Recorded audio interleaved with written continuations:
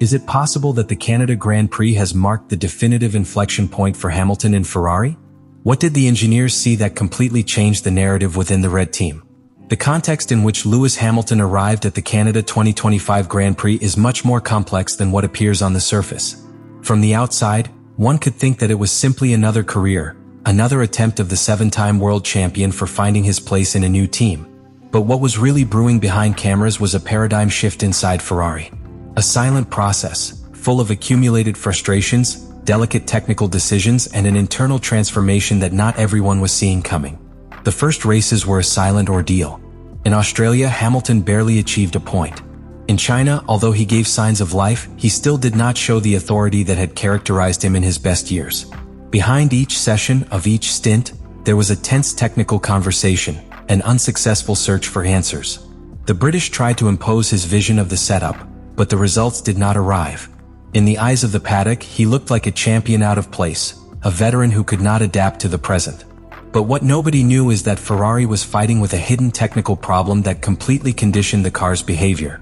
This defect, discovered after the Spain Grand Prix, affected both Hamilton's car and Leclerc. Although the team chose not to disseminate details, expressly asked its pilots to keep silent on the subject. It was then that Hamilton, knowing the magnitude of the failure, felt deep relief. He was not the problem. It wasn't his style. It wasn't age. It was a technical issue, tangible, measurable, corrigible. This revelation was the first point of emotional inflection. Hamilton went from constant self-criticism to absolute concentration. He started working with his micro-adjust track engineer that seemed useless. His approach changed. Your attitude too. I knew that once the problem was solved, there would be no excuses. He would be his talent and his ability to adapt to the final challenge of his career. All this accumulated inside while the calendar advanced. The Canada Grand Prix was not going to be the scene of a transformation. Ferrari did not wear new pieces. There were no innovations in the aerodynamic package. It was a transition career. However, under that routine surface, something much larger was brewing.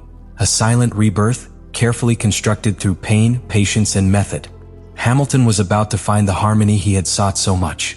And Montreal would be the first place where the world would notice it. The classification of the Canada 2025 Grand Prix was not just one more time session on the calendar. It was a declaration of intentions. For many, Lewis Hamilton had simply classified fifth, but those who analyzed the session in detail saw something else. The emergence of a real threat within Ferrari, one that until that moment did not exist. From the first minute of the Q1, Hamilton's body language was different. More precise in its corrections, more fluid in low-speed sections, more aggressive in changes of direction. Montreal is not just any clue. It is a hybrid circuit that combines long straight with aggressive chicanas and technical curves that penalize the lack of precision. It demands a total rapport between the pilot and the car. And that day, for the first time since his arrival in Maranello, Hamilton moved as if the SF-25 was an extension of his body. Telemetry data revealed a fascinating evolution. In the first sector, Hamilton was the fastest of all Ferrari. His aggressive entrance in Curve 1, combined with a soft transition towards 2, allowed him to gain vital tenths in front of his partner Charles Leclerc. In the second sector, where the layout requires braking stability and a fluid rhythm, Hamilton's consistency was almost perfect. The partials between laps barely varied in thousandths. And it was in the third sector where the breakdown occurred. An area where traction and trust are everything, and where the British executed a refined piano technique, maximizing load transfer without compromising traction. That's where the definitive difference was marked. The most surprising thing is that all this happened without Ferrari introduced significant improvements in the car. The team had decided to postpone its update package for another race. This means that Hamilton's performance was not due to a technical gain, but to a complete transformation in his way of piloting. It was the personified adaptation. He had absorbed the data, interpreted the language of the car, modified his braking style and thermal management of tires, and had translated it into pure speed. Charles Leclerc, who until then had dominated Ferrari's in turn in classification, failed to replicate that performance. He was relegated to 8th place, harmed by traffic, yes, but even before the incident his sectors were systematically slower than those of Hamilton. This completely changed the internal narrative of the team. What seemed before an established hierarchy began to stagger. This result, more than a pole or a victory, was a revelation. The engineers, accustomed to looking at Leclerc as their main reference, had to reassess their approach. The data showed it rawly. Hamilton was no longer a pilot in transition. It was a legitimate threat, a serious contender within his own box. And that, in a team like Ferrari, can have seismic implications. The most disturbing thing is that this performance occurred in an still early phase of its integration process with the team. We weren't watching his roof. We were just seeing the beginning of an ascending curve. And that curve, to continue, could reconfigure not only the 2025 season, but also the balance of power within one of the most emblematic teams of Formula One. While many focused on the timetable of the Canada 2025 GP, believing that Hamilton had simply had a good day, the true analysts were reviewing something much more valuable: telemetry, raw data, the electronic heart of the car. And what these data showed was a transformation as radical as silent, one that completely reconfigures the perception of what is happening between Hamilton, Ferrari, and the SF25. The first indication of change was observed in the way of braking.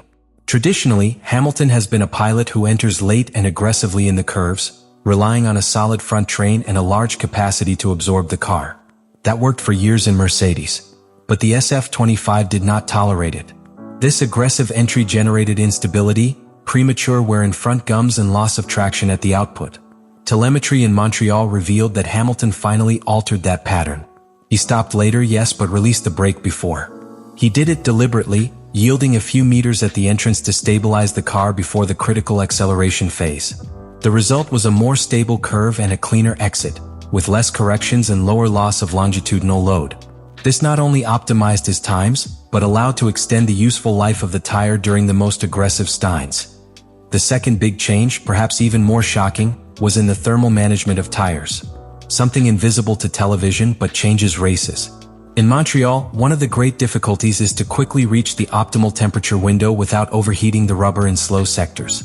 While other pilots took between 4 and 5 curves to properly heat the compounds, Hamilton achieved it in just 2. The reason? A new progressive acceleration pattern combined with slightly modified trajectories to generate more vertical energy in the compounds, activating the thermal core of the tire without damaging it.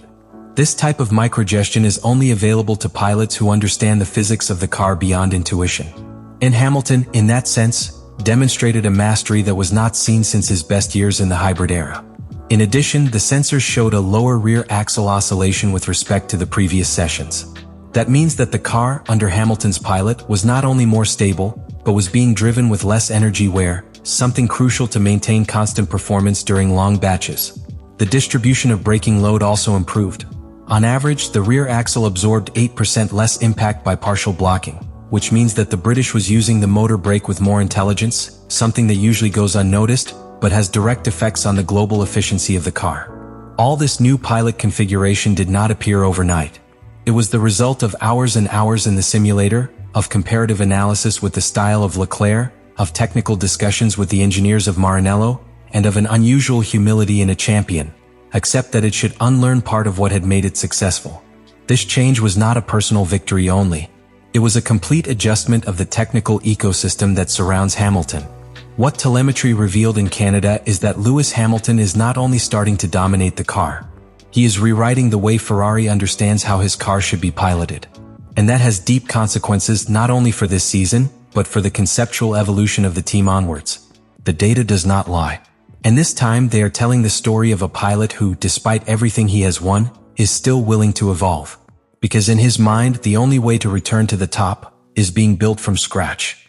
The 2025 Canada Grand Prix was not simply one more race in the calendar. It was a revelation. A proof that, even in a sport where the margins are measured in thousandths of a second, the real change is built in silence, far from the cameras, in the data sheets, in the hours of simulator, and in the brutal honesty of a pilot with himself. What we saw in Montreal was the first visible symptom of a metamorphosis that had been developing weeks. It was not the grille position that marked the turning point, but all that this classification return represented: the consolidation of a new language between Hamilton and Ferrari. A language forged in the initial frustration, in the forced adaptation, in the patient search for solutions that were not in the setup or in the motor maps, but in the way of interpreting the car from the deepest of the pilot sensitivity. Montreal also exposed a truth that can bother many inside the paddock. Lewis Hamilton remains one of the most complete and dangerous pilots of the grille when he manages to connect emotionally and technically with his car. And that connection seems to have finally started with the SF25. You don't need to have the car faster. You do not need the best conditions. You need to understand your tool, and now that you have done it, the rest of the championship should take note. This performance sends a clear message not only to his teammate Charles Leclerc, but to the whole ecosystem of Formula One. Hamilton did not come to Ferrari to fulfill a comfortable final cycle. He came to win. He came to demonstrate that, even with everything he has achieved, he still has the ability to reinvent himself. And the most scary for his rivals is that he is getting it. But final reflection goes beyond the results. This episode in Canada is a reminder that in Formula One, gross talent is not enough. The true difference marks those who know how to adapt.